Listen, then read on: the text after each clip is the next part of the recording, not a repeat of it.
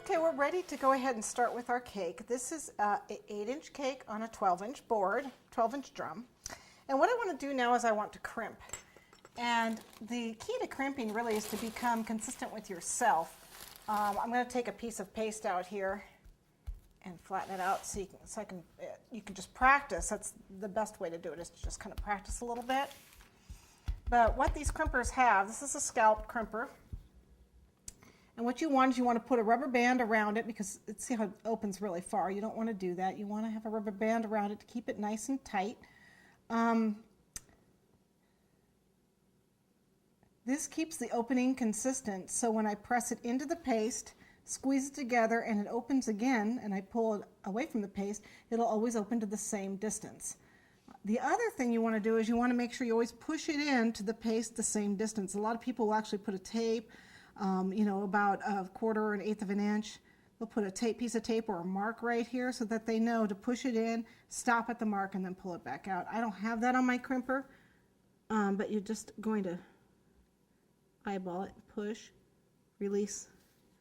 Okay, and the idea is to get these nice little teeth mark. I pushed it in a little far.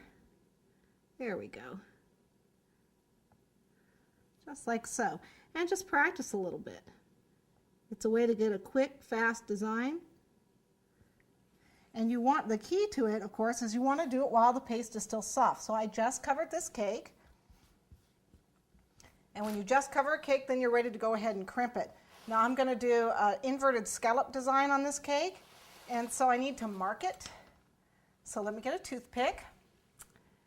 And to mark it, I'm going to mark it in quarters. So there's a right here. I'm going to give it a mark here, and across from that, right here.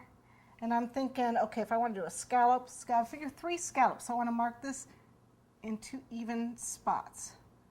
Should be right, probably about here and here, approximately. That'll be pretty close. And then I want to go directly across from those spots and mark again. So here and between the 2 here. That'll be pretty close anyway. And then what I want to do is an inverted scallop. So I want to, let's see, it's going to go like this. So we'll pretend that's the top. So in between is the bottom. So I want to come in.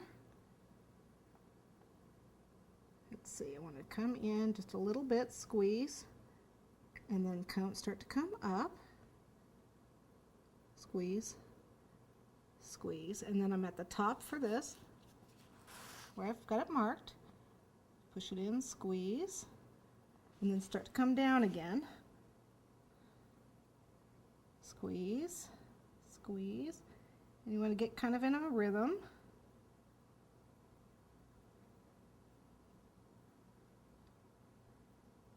Okay,